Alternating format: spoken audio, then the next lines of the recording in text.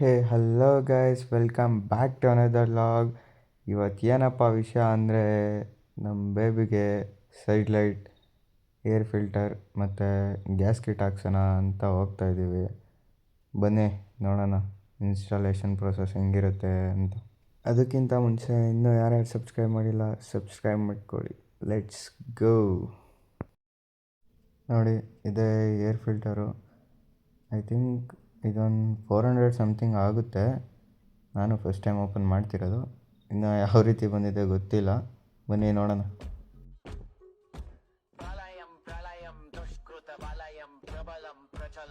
So ಇದೇ air filter. ಅದರ clamp ಕೂಡ ಕೊಟ್ಟಿದ್ದಾರೆ, ಪೈಪಿಗೆ ಟೈಟ್ ಮಾಡ್ಬೋದು, ಕರೆಕ್ಟಾಗಿ ಕೂತ್ಕೊಳುತ್ತೆ.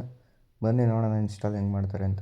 ಸೊ ಈಗ ಗ್ಯಾರೇಜಿಗೆ ಬಂದಿದ್ದೀವಿ. ನಾವು ಅಣ್ಣ ಬರ್ತಿದ್ದಂಗೆ ಸೀಟ್ ಗೀಟೆಲ್ಲ ಬಿಚ್ಚಾಕಿ ಫಿಲ್ಟರ್ನ ಟ್ಯಾಂಕ್ ಕೆಳಗಡೆ ಕೊಟ್ಬಿಟ್ಟಿದ್ದಾನೆ. ಆ ಏರ್ ಫಿಲ್ಟರ್ ಹಾಕಬೇಕು ಅಂದರೆ ಟ್ಯಾಂಕ್ ಕೂಡ ಬಿಚ್ಚಿಕ್ಬೇಕು. BS6 ಬೇರೆ ಇಂಜೆಕ್ಟ್ರ್ ಇದೆ. ಸದ್ಯಕ್ಕೆ ಅಣ್ಣ ಈಗ ಟ್ಯಾಂಕ್ ಬಿಚ್ಚೋ ಪ್ರೊಸೆಸಿಂಗಲ್ಲಿದ್ದಾರೆ.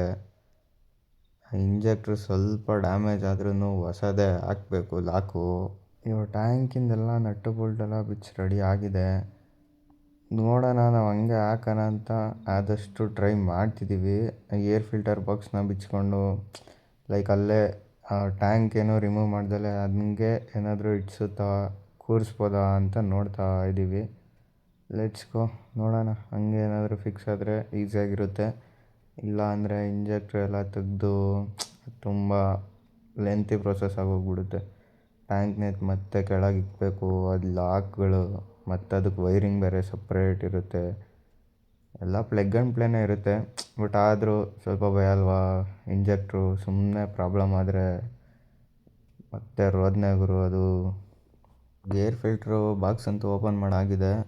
ಅದು ಪೈಪ್ ತುಂಬ ಕೆಳಗಡೆ ಕೊಟ್ಟಿರ್ತಾನೆ, ಅದನ್ನು ಮೇಲ್ಗಡೆನೇ ಪೈಪ್ ಕಟ್ ಮಾಡ್ಕೊಬೇಕು. ಅದು ಕಟ್ ಮಾಡೋದ್ರಿಂದ ಪ್ರಾಬ್ಲಮ್ ಏನಾಗಲ್ಲ ಬಿಕಾಸ್ ಅದಕ್ಕೇ ಅಲ್ವಾ ನಾವು ಏರ್ ಫಿಲ್ಟ್ರು ಫಿಟ್ ಮಾಡೋದು. ಆ ಪೈಪ್ ಒಳಗಡೆನೇ ಹೋಗುತ್ತೆ ಈ ಏರ್ ಫಿಲ್ಟ್ರು. ಅವಾಗ ಕ್ಲೀನಾಗೆ ಏರ್ ಇಂಟೇಕ್ ಆಗುತ್ತೆ. ಇವಾಗ ಪೈಪ್ ಕಟ್ ಮಾಡ್ತಿದ್ದಾರೆ. ಸ್ವಲ್ಪ ಗ್ಯಾಪ್ ಬಿಟ್ಕೊಬೇಕು ಮೌಂಟ್ ಮಾಡೋವಷ್ಟು. ಮುಂದೆ ಆ ಬಾಕ್ಸಿಗೆ ಹೋಗಿ ಫಿಲ್ಟರ್ ಟಚ್ ಆಗೋವಷ್ಟು ನಾವು ಗ್ಯಾಪ್ ಬಿಟ್ಕೊಂಡು ಕಟ್ ಮಾಡ್ಕೋಬೇಕು. ಇಲ್ಲಿ ಕಟ್ ಮಾಡಿಕೊಂಡ್ರೆ ಅದು ಬೆಂಡಿರೋ ಹತ್ರ ಕಟ್ ಮಾಡಿಕೊಂಡ್ರೆ ಸರಿ. ಪೈಪ್ ಕಟ್ ಮಾಡೋಣ ಅಂದರೆ ಬ್ಲೇಡ್ನೇ ಕಟ್ ಮಾಡ್ತು. ಪೈಪ್ ಅಂತೂ ಕಟ್ ಆಗಲಿಲ್ಲ. ಪೈಪ್ ಅಂತೂ ಕಟ್ ಆಗಿದೆ ಇಲ್ಲಿಗೆ. ಇವಾಗ ಏರ್ ಫಿಲ್ಟ್ರನ್ನ ಇಲ್ಲಿಗೆ ಈ ರೀತಿ ಕುಂಡ್ರಿಸ್ಬೇಕು.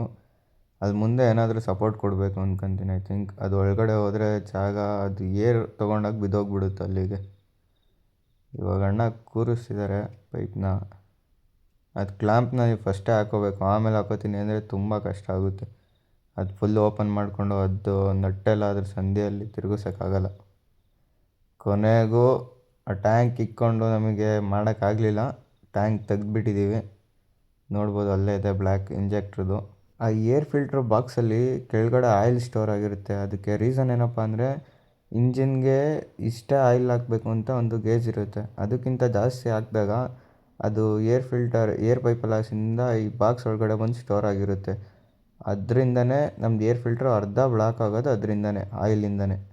ಅದು ಕ್ಲೀನ್ ಮಾಡ್ಕೊಂಡು ಹಾಕಲಿಲ್ಲ ಅಂದರೆ ಮತ್ತೆ ಇದು ಬ್ಲ್ಯಾಕ್ ಆಗಿಬಿಡುತ್ತೆ. ಫಸ್ಟು ಆಯಿಲ್ನ ಕ್ಲೀನ್ ಮಾಡಿಕೊಂಡು ಆಮೇಲೆ ಅದು ಹಾಕೋಕ್ಕೆ ಸ್ಟಾರ್ಟ್ ಮಾಡಿರಿ. ನೋಡ್ಬೋದು, ಇದು ನಮ್ದು ಹಳೆ ಏರ್ ಫಿಲ್ಟ್ರು. ಅದು ಸ್ಟಾರ್ಟಿಂಗ್ ಕೊಟ್ಟಾಗ ಯಾವ ರೀತಿ ಇರುತ್ತೆ ಅಂದರೆ ಈ ರೀತಿ ಇರುತ್ತೆ. ಇವಾಗ ನೋಡಿ ಈ ರೀತಿ ಆಗಿದೆ. ಏನೇನೋ ಮಾಡಿ ಹಾಕ್ತಿದ್ದಾರೆ ಅಣ್ಣ. ಇವಾಗಂತೂ ಹಾಕಿ ಮುಗ್ದಿದೆ. ಅದಕ್ಕೆ ಸಪೋರ್ಟ್ ಆ ಥರ ಕೊಡಲೇಬೇಕು, ಇಲ್ಲಾಂದರೆ ಬಿದ್ದೋಗ್ಬಿಡುತ್ತೆ. ಹಂಗೆ ಈ ಹಳೇದು ಏರ್ ಫಿಲ್ಟ್ರ್ ಇರುತ್ತಲ್ಲ ಅದರದ್ದು ಅದು ಪೇಪರ್ ಥರ ಬರುತ್ತೆ ನೋಡಿರಿ, ಅದನ್ನ ಕಟ್ ಮಾಡಿಕೊಂಡು ಅದಾದಮೇಲೆ ಅದು ಕ್ಯಾಪ್ ಮೇಲ್ಗಳದು ಅದು ಕೂತ್ಕೊಂಡ್ರೆ ಅಷ್ಟೇ ಅದು ಕ್ಯಾಪ್ ಕೂರುತ್ತೆ. ಇಲ್ಲಾಂದರೆ ಯಾವುದೇ ಕಾರಣಕ್ಕೂ ಕೂರಲ್ಲ, ನಟ್ ಕೂಡ ಟೈಟ್ ಆಗಲ್ಲ. ಸುಮ್ಮನೆ ಏನೇನೋ ಹಾಕೋ ಬದಲು ಅದು ಓಲ್ಡ್ ಫಿಲ್ಟ್ರದೇ ಇರುತ್ತಲ್ಲ ಅದನ್ನೇ ಕಟ್ ಮಾಡಿಬಿಟ್ಟು ಆ ಕ್ಯಾಪಿಗೆ ಹಾಕ್ಕೊಂಡು ಹಾಕ್ರಿ, ಕರೆಕ್ಟಾಗಿ ಕೂರುತ್ತೆ, ನಟ್ಟು ಟೈಟ್ ಆಗುತ್ತೆ, ಏನೂ ಸೌಂಡ್ ಕೂಡ ಬರಲ್ಲ ಆವಾಗ.